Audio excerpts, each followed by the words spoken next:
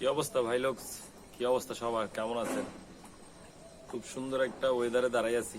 এটা আমাদের ঘরের সামনের জায়গা, মানে রাস্তা বলতে পারেন।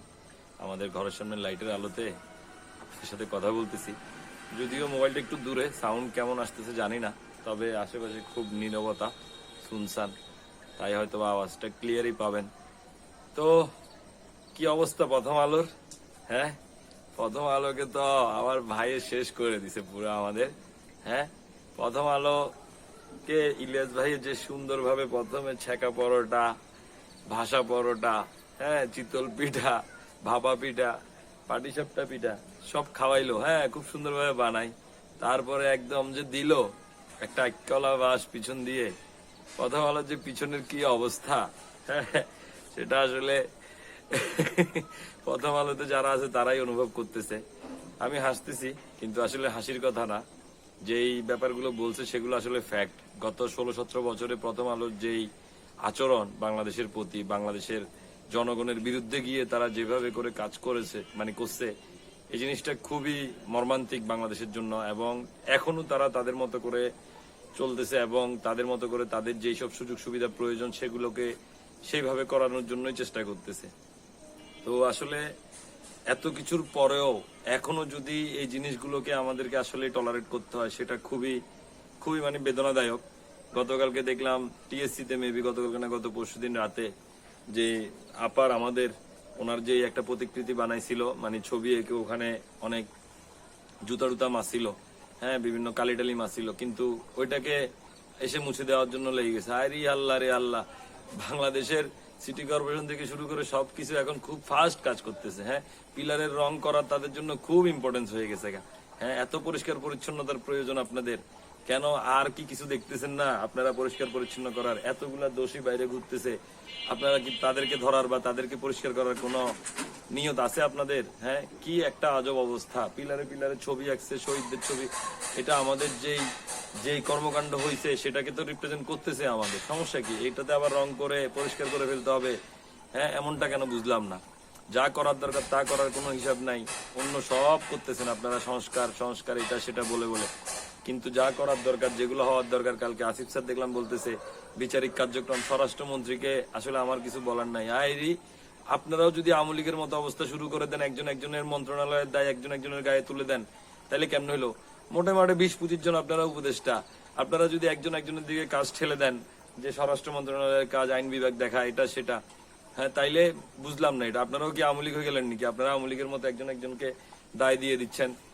এটা এগুলা এগুলা মানুষ হাস্যকর, এগুলা মানুষকে খুবই হাসায়। এগুলা আপনারা যা করতেছেন, মানুষ আপনাদের উপরে ডে বাই ডে কমেডি হয়ে যাইতেছেন আপনারা পুরা। এটা একদমই বিশ্রী হচ্ছে। হ্যাঁ, এখান দিয়ে আবার দেখলাম যে বিএনপি থেকে মির্জা ফখরুল যে স্যারের যেই আচরণ বা ওনার যেই বডি ল্যাঙ্গুয়েজ বা ওনার কথাবার্তা, তা তো আসলে কেমন জানি উলটপালট মনে হচ্ছে। আমি জানি না বিএনপির আসলে সত্যিকারের স্ট্যান্ড কি। বিএনপির যেসব ভাই ব্রাদাররা আছেন আশেপাশে, অনেকদিন যাবত দেখতেছি আপনারা অনেক ত্যাগ, অনেক কষ্ট, আপনাদের সবচেয়ে বেশি ত্যাগ আপনারা করছেন।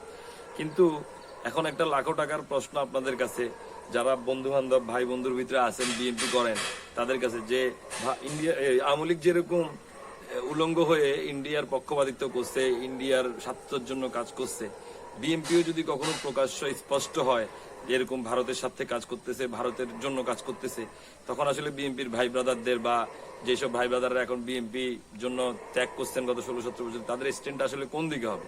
বিএনপির দিকে হবে, নেতার দিকে হবে, না দেশের দিকে হবে? কেউ একটা কিছু বললেই বিএনপির অনেক মানুষ এখন ইলিয়াস ভাইকে দেখতে পারে না, কেন? ও বিএনপি কে নিয়ে কথা বলে। আরে আপনাদের কর্মকাণ্ড যদি এরকম হয়, আপনি কি একবারও বুঝতেছেন না? আপনাদের কর্মকাণ্ড যদি এভাবে হয়, তা আপনাদের দিকে প্রশ্ন আসবে না? মির্জা ফখরুল স্যার যাই বলতেছে আওয়ামী লীগকে নিষিদ্ধ করা যাবে না, যাই বিএনপি বলতেছে মির্জা ফখরুল স্যার এই রাষ্ট্রপতিকে পরিবর্তন করা যাবে না। প্রত্যেকটা কাজে যেখানে যেখানে হাত দিতে চেষ্টা করে সেখানে গিয়ে বিএনপি বলে এটা নির্বাচিত সরকার না, এই না সেই না। ঠিক আছে, আমরাও জানি নির্বাচিত সরকার না, কিন্তু আওয়ামী লীগ এখন আর শুধু কি বিএনপির বা অন্য শুধু নির্বাচিত দলেরই আপনার শত্রু? পুরো বাংলাদেশের শত্রু, এবং পুরো বাংলাদেশের মানুষের মানে কষ্ট দিয়ে, বাংলাদেশের মানুষের মাদের বুক খালি করে তারপরে আওয়ামী লীগ বিদায় হয়েছে। তো ওর বিচার যেই আসুক, যেই দলই আসুক, তাকেই করতে হবে, এটার কোনো মাপ নাই। আপনারা যদি মনে করে থাকেন যে আপনারা আওয়ামী লীগ, এই যে কালকে দেখলাম একটা চট্টগ্রামের নিউজে যে চট্টগ্রামের একজন জামাত নেতা, ওনার সাথে চট্টগ্রামের সাবেক মেয়র আজম নাসির এবং ওনাদেরকে পুনর্বাসন করার চেষ্টা। তো এই হইলো অবস্থা। এর ভিতরে আবার বিএনপির ভাই ব্রাদাররা দেখি জামাতকে নিয়ে প্রচুর প্যারায় আছে। এখন জামাতের বিরুদ্ধে একটা নিউজ পাইলেই তারা শেয়ার, তারা কি বলে যে ইয়া দিচ্ছে, ফেসবুকে শেয়ার দিচ্ছে, গ্রুপে শেয়ার দিচ্ছে। তো এখন আর আওয়ামী লীগের জন্য ওনাদের কোনো ইয়া করে না। কিন্তু এখন পর্যন্ত বিএনপির দিকে প্রশ্ন যে গত 16 বছরে আপনাদের যে মানুষগুলো হত্যা হয়েছে, যে মানুষগুলো আত্মহত্যা দিছে, তাদের নাম, তাদের পরিবার, তাদের পরিজনের নাম, তাদেরকে কি এখনো আপনারা কেন্দ্রীয়ভাবে আপনাদের রাজনৈতিক দলের যে সম্মাননা, যে পরিচয়, সেটা কি করিয়ে দিয়েছেন জাতির সামনে? বা আপনাদের কি প্ল্যান আছে যে সামনের দিনে আপনারা এইভাবে কোনো কিছু করবেন কিনা? এবং এই যে জুলাই অভ্যুত্থানে যে শহীদগুলো হয়েছে, তাদের যে আত্মহতি, সেটার জন্য আপনাদের প্ল্যান কি? এবং আপনারা আপনাদের দল থেকে যারা মারা গেছে তাদের জন্য আসলে কি করতেছেন বা কি করছেন, সেটাও আসলে একটা দেখার বিষয়।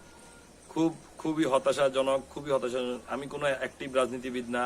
গত 16 বছরে খুব একটা আমি পছন্দ করি না আওয়ামী লীগকে, কিন্তু আমি মারপিট কাটাকাটি এগুলোর কিছুতে না। কিন্তু আপনারা যদি রাজনৈতিক ভাবে ব্যাপারগুলোকে যদি আইনি ভাবে, যেগুলো দোষ, যেই দোষগুলো, যে অপরাধগুলো হয়েছে, সংগঠিত হয়েছে সমাজে আওয়ামী লীগের মাধ্যমে, আইনি ভাবে যদি সেটার শাস্তি নিশ্চিত না করেন, তাহলে আসলে দেশ যে কোন দিকে হাঁটবে, দেশের মানুষের মায়ের বুক এভাবে খালি করে আপনারা হয়তো এই যুগে অনেক ভালো মনে হচ্ছে আপনাদের থেকে আছেন, আদৌ কি ভালো আছেন? আপনি দেখেন শেখ হাসিনাকে, দেখেন এমনটাই হওয়ার ছিল ওনার সাথে।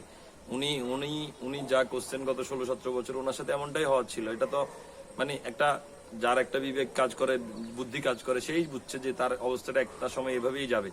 যখন একটা সার্টেন পিরিয়ড পার হয়ে গেছে, এটা আর সুযোগ নাই তার কোনোভাবে সুন্দরভাবে হওয়ার। এটা এইভাবেই হইতো, বিশ্রীভাবেই হইতো, হয়তোবা আরো বিশ্রী হইতো, কিন্তু হয়তোবা আল্লাহ তাআলার পরিকল্পনা কি জানি না। তবে আমি বিশ্বাস করি যে এটাও শেষ না। ওনার যেই শেষ হবে, নিঃশ্বাস ত্যাগ করবেন উনি, সেটা হয়তোবা বাংলাদেশের মানুষের জন্য একটা শিক্ষা হবে। বাংলাদেশের মানুষ যদি তখনও বুঝেন আর কি। এত কিছুর পরেও দেখতেছি যে অনেকেই কোনো বুঝাবুঝি নাই, অনেকেরই তারা আছে তাদের মতো করে রাজনীতির খেলায়, রাজনীতির নোংরা যেই খেলা সেটাতে। তো আসলে এটা ঠিক হচ্ছে না। এগুলো দেশের জন্য, দেশের মানুষের জন্য খুবই হতাশাজনক। এবং প্রত্যেকটা জিনিস, পুলিশ প্রশাসন থেকে শুরু করে যাদের বিরুদ্ধে যেভাবে ব্যাপারগুলো হওয়ার দরকার ছিল, যারা দোষ করছে, যাদেরকে দোষারোপ, প্রমাণিত দোষ, এতগুলা ভিডিও ফুটেজ ভাইরাল হয়েছে, এতগুলা পুলিশ ডিরেক্ট গুলি করা অবস্থায় তাদের ছবি, তাদের ফেস সহ তারা ভাইরাল হয়েছে, কিন্তু তাদের বিরুদ্ধে কোনো ধরনের অ্যাকশন নাই, তাদের বিরুদ্ধে কোনো ঢালাভাবে না করেন। কিন্তু আপনারা যারা পয়েন্টে আছেন তাদেরকেও যদি আপনারা না করেন, ইনফ্যাক্ট কথা এমন আসতেছে যে আপনারা উল্টারও তাদেরকে পদোন্নতি দিচ্ছেন, বিভিন্ন মন্ত্রণালয়ে, বিভিন্ন অন্যান্য সাইডে নিয়ে যাচ্ছেন। তো আসলেই মানে এটা আল্লাহ তাআলা তো আছেন একজন উপরে, উনি তো দেখতেছেন। ওনাকেও যদি আপনারা ভয় না করেন, আসলে আমি তো ইমানদার কেউ না, হ্যাঁ, খুব একটা ইমানদার মানুষ না, কিন্তু দিন শেষে আল্লাহকে তো একটা ভয় করি। একটা খারাপ কিছু করার আগে মানে কিছুটা হলেও চিন্তা করি যে এটা আসলে খারাপ হচ্ছে কিনা, কারো মাথা বাড়ি পড়বে কিনা। এটা তো একটা বিবেকের কাছেই আসে। এটা কোনো ধর্ম বা আল্লাহ তাআলা এমন তো ব্যাপার না। যে কোনো ধর্মের হইতে পারেন, কিন্তু একটা ন্যূনতম বোধ যদি আপনার কাজ না করে, আপনাদের কাজ না করে, আসলেই আমরা খুবই হতাশ তো হইতেছিও ডে বাই ডে আপনাদের কার্যকলাপে। কিন্তু মানুষও খুব হাস্যরসাত্মক করে ফেলবে। হয়তোবা আওয়ামী লীগ ফিরবে না, কিন্তু আপনাদের যে দিবা স্বপ্ন সেটাও হয়তোবা বাস্তবায়িত হবে না। কারণ সামনের দিনের ব্যাপারগুলো আর আপনাদের নিয়ন্ত্রণও কতটুকু থাকবে সেটা আপনারাও ভালো জানেন। মানুষ আর আগের মতো এত পাগল নাই। বিএনপির ভাই ব্রাদার যারা আছেন তারা হয়তোবা বিএনপি করে পাগল হইতেছেন, কিন্তু আপনারা যদি একটা প্রশ্নের উত্তর দিতে হবে যে আপনারা কি আসলে বিএনপি যদি কখনো প্রকাশ্যে ইন্ডিয়ার এরকম পক্ষপাতিত্ব করে, ইন্ডিয়ার স্বার্থের জন্য কাজ করে, তাহলে আপনারা আসলে কোন পক্ষে যাবেন তখন, দেশের পক্ষে না বিএনপির পক্ষে? বা তারেক রহমান স্যারের কাছে অনুরোধ রইল, আপনি আপনার বক্তব্যে এই জিনিসগুলো স্পষ্ট করার চেষ্টা করবেন দেশের মানুষের প্রতি, যে আপনাদের আসলে স্ট্যান্ডটা কোন দিকে, আপনারা কি ধরনের স্ট্যান্ড নেন। আওয়ামী লীগের বিরুদ্ধে হোক, সেটা ইন্ডিয়ার বিরুদ্ধে হোক, দেশের মানুষের পক্ষে হোক, কি ধরনের স্ট্যান্ড এবং কি ধরনের কাজ আপনারা হাতে নিবেন, সেগুলোর জন্য আপনারা আপনাদের স্ট্যান্ড নেওয়া উচিত। এবং সবাইকেই, আপনাদের যারা বিএনপি করেন তারা একটা নীতিতে এবং একটা জায়গায় আসা প্রয়োজন। আপনাদের আমাদের যেই মানে কিছু ইস্যু, এই ইস্যুগুলোতে আপনাদের একটা পুরো ঐক্যবদ্ধ একটা কিন্তু প্রয়োজন। এখন এক একজন এক এক রকম কথা বলেন, এক একজন এক এক রকম কথা বলেন।